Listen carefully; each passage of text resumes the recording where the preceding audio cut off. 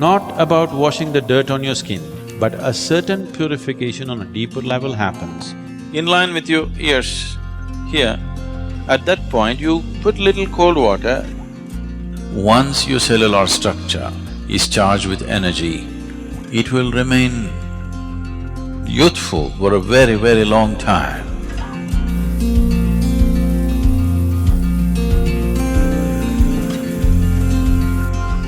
In most Indian languages, in common usage, the word hatha means being adamant. This is a quality that you will need. Your body says, enough, I've had it. But you're adamant. This is Hatha Yoga.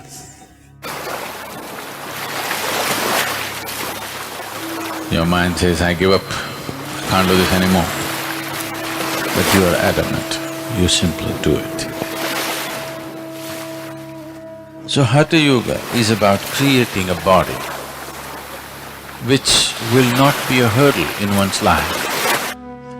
It will become a stepping stone, but not a hurdle, not a roadblock in one's progress of blossoming into his ultimate possibility.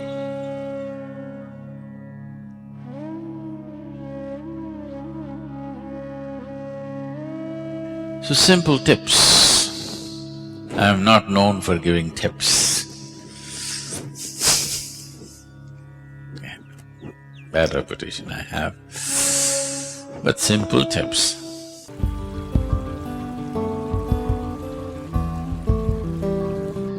In the yogic culture, a shower, there was no shower. Bath always meant dip in the river. They always went to the river, dipped, come out and do it. If you do this, your muscles will be good. So, an alternate way of doing it is, usually in our homes, the pail that we use to pour water is this big. At least it has 4 liters of water. If you do this, the whole body, that's it, always… I'm not going to insist on this for the ladies, your hairstyles and everything, but always a bath means the first pail of water is on your head, always. Putting cold water on your body will shift the heat into your brain very rapidly, it should not happen.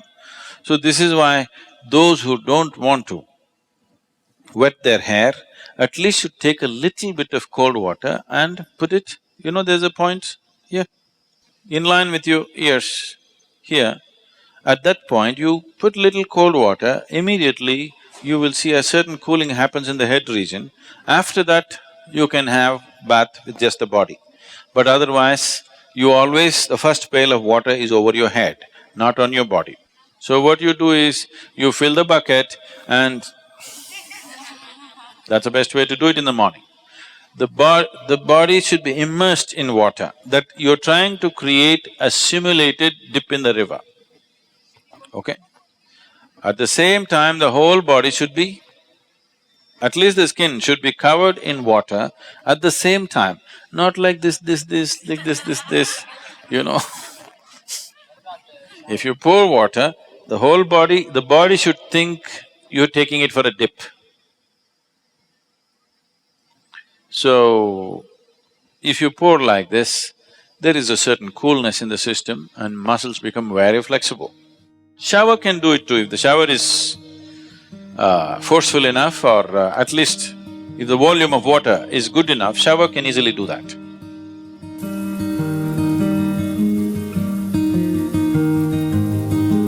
It's always best that we use water which is little cooler than the room temperature. Just a certain volume of water to flow over you, or to be immersed in a water which is cooler than room temperature. Because if this happens, one thing that happens on the surface is the cells, the epithelial cells will contract. When they contract, they open up all the pores. the pores between the cells will open up. The cells themselves have pores. We don't want that to open. That will open if you put it in warm water. If you dip your body in a hot water tub, the cells will open up and take in water.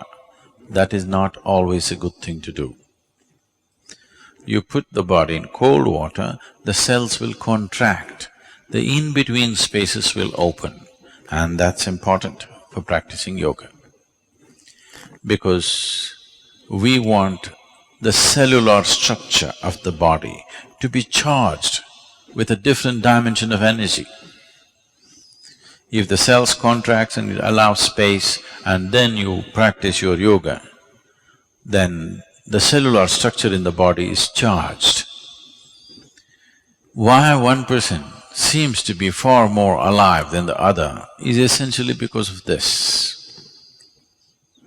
And once your cellular structure is charged with energy, it will remain youthful for a very, very long time.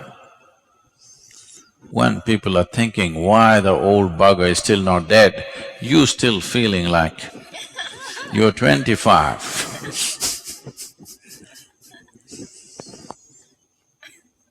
Hatha yoga is a way to frustrate the world also.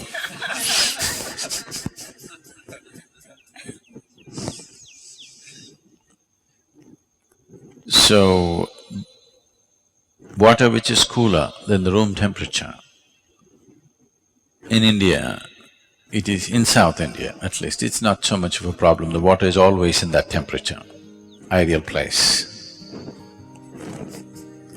But if you're in a colder country, if you're in a temperate climate, the water may be too cold, that is not good. The water must be, let's say, within 5 to 8 degrees centigrade lower than the room temperature, not more than that.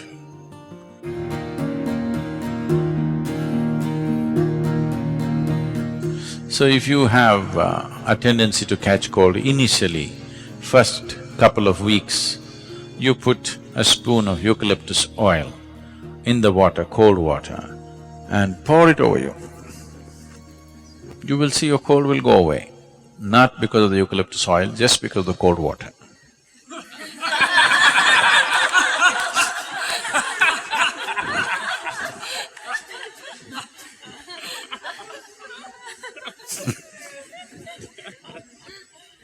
If you have an infection and something else where excess mucus is being generated, that needs to be treated differently.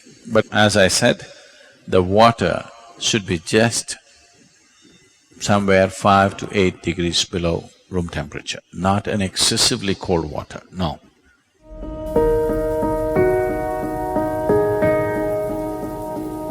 If there's any kind of interaction, any kind of mingling and mixing of whatever kind, if you're in a crowd for too long, when you go home, first thing is shower. You must do this. If it takes 3, 4, 5 showers in a day, it doesn't matter. For a sadhaka, it's good to shower many times a day. You shouldn't overdo it. But there were times when I used to shower minimum 5 to 7 times a day. Now it's come down to maybe 2 definitely, sometimes 3. 2 is a must for you. More is good. Any kind of physical contact happens with somebody, a period of more than, let's say, 6 minutes, if you're even holding somebody's hand, before you do yoga, it's best that you have a shower. This is not a cleansing thing. We are not trying to clean the body, that's not the point. It's not because somebody is impure, you're trying to clean your body. Yoga is a way of organizing your energies into an individual.